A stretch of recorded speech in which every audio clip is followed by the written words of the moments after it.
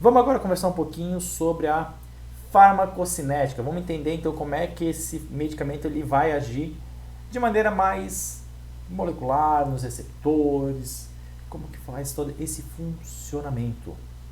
Então, vamos lá. O nome químico dele é 2,6 de isopropilfeno, propilfeno, tá? Nome genérico, Propofol. Essa aqui é a moléculazinha dele, né? Nossa molécula de Propofol, que vocês estão vendo aqui embaixo na tela. Então, essa é a famosa molécula de Propofol, desse fármaco maravilhoso que a gente utiliza na nossa rotina. Ele tem a sua composição feita, né, de óleo de soja, glicerol e fosfatídeo de ovo purificado. Essas são as principais bases dele junto com a molécula, né? Então ele é muito lipofílico, por isso que ele tem essa rápida ação no sistema nervoso central, por isso que ele acaba sendo de ultra rápida ação. Você aplica, ele atravessa a barreira hematocefálica muito rápida, mais rápido que os outros medicamentos, tá?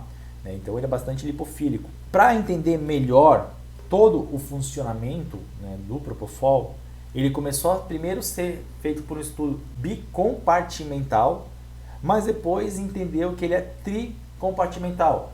Bruno, me explica melhor isso. Tá? Os estudos de farmacocinética dele começaram dessas duas maneiras. O estudo bicompartimental, ele é sistema, né, circulatório, então sangue, sistema nervoso central. Então considerava-se que esse medicamento ficava nessas duas áreas somente, sangue e sistema nervoso central. Sangue e sistema nervoso central. Ele não ia para outros lugares.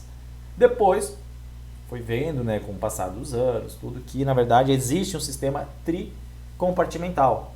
Esse é o sistema mais utilizado para explicar até mesmo a infusão contínua dele e tudo. O que é esse sistema tricompartimental?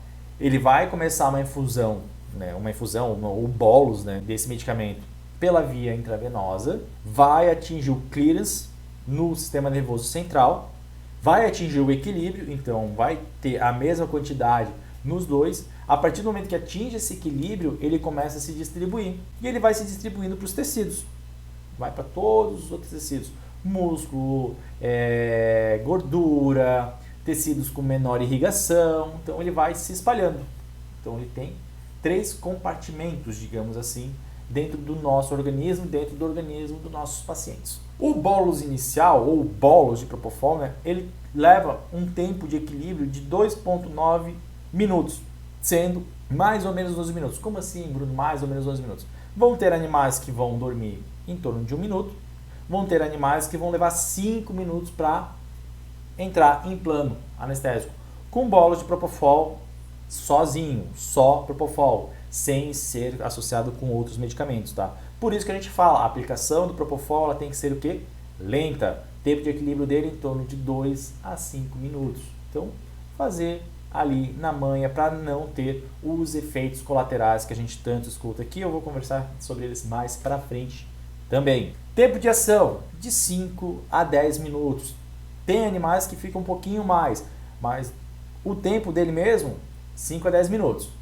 Se tu demorar muito tempo ali, digamos, a tua intubação, tudo, só com o Propofol, ele vai acordar. E a latência dele é de 20 a 60 segundos. Então, quer dizer, ele leva de 20 segundos a 60 para atingir o sistema nervoso central. Ele é muito rápido mesmo, por isso que ele é de ultra curta duração. Ele é muito rápido a latência, o efeito dele é mais curto e a duração também, a ação dele também é curta.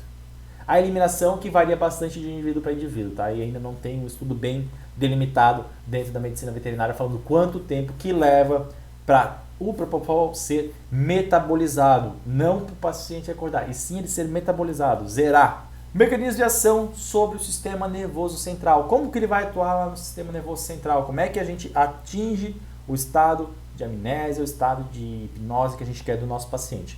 Então, o principal mecanismo de ação dele no sistema nervoso central é por ativar o complexo ionóforo GABA-A.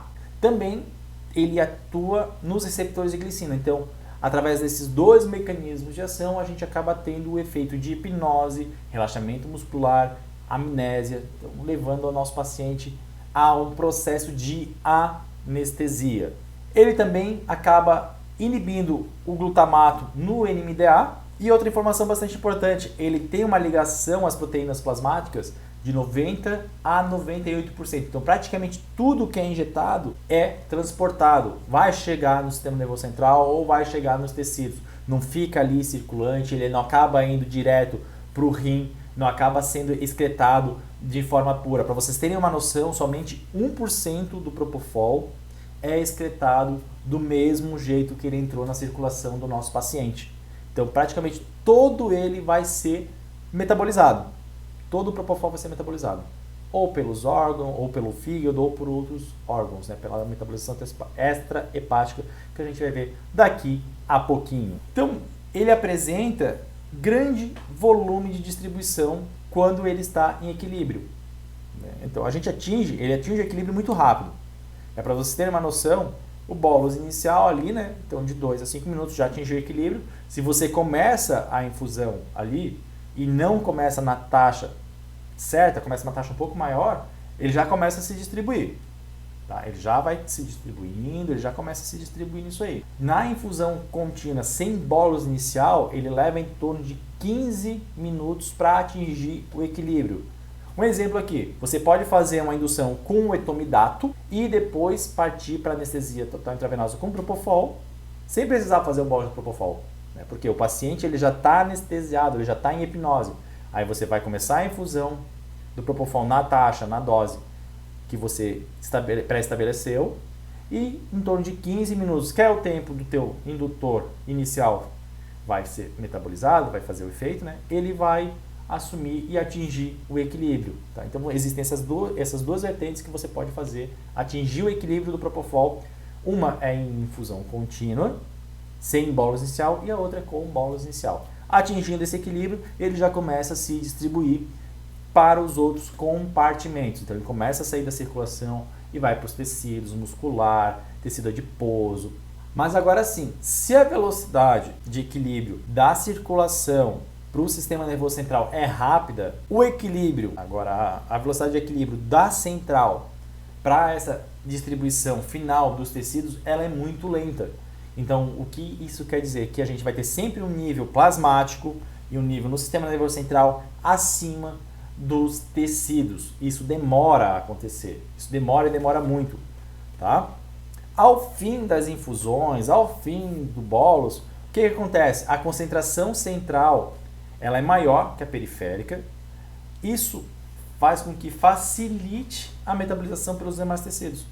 Ah, como assim, Bruno? Eu sempre vi que o paciente demora mais para acordar, tudo. Sim, ele demora, porque ele vai ter um pouco mais de fármaco para metabolizar. Só que esse fator de ele estar mais disponível no centro faz com que caia mais rápido a concentração central e o paciente ele acorde mais rápido. E aí depois, com o passar do tempo, quer dizer que aqueles outros fármacos que estão, o resto de fármaco, não outros, mas aquele resto de fármaco que está nos outros tecidos, ele vai sendo metabolizado de maneira gradativa, mas sem aumentar mais o pico central. Como assim?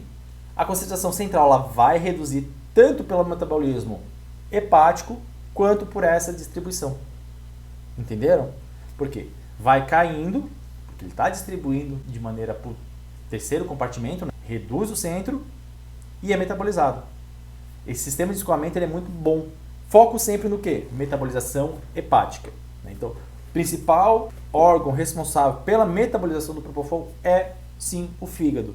Por isso que os animais hepatopatas é contraindicado, né, a realização da anestesia total intravenosa por forçar demais o fígado. Mas a gente tem metabolizações extrahepáticas, tecido pulmonar, parede intestinal e até mesmo o próprio rim. Aqui, né, eu quero que vocês entendam aquela parte que eu estava falando antes, que ela é um pouco mais confusa. A parte de farmacocinética, quando a gente aprofunda nela, ela é um pouco confusa mesmo.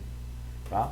Mas olhando isso aqui agora, vocês conseguem entender. Porque ó, a gente tem a parte que está na circulação. Certo? Essa parte da circulação ela vai passar pelo fígado e ser metabolizado. Com isso, começa a reduzir o Propofol que está no cérebro. Ok? Ao mesmo tempo que esse Propofol que está na circulação está sendo metabolizado pelo fígado, ele também está sendo distribuído para os demais órgãos, tecido muscular e tecido adiposo.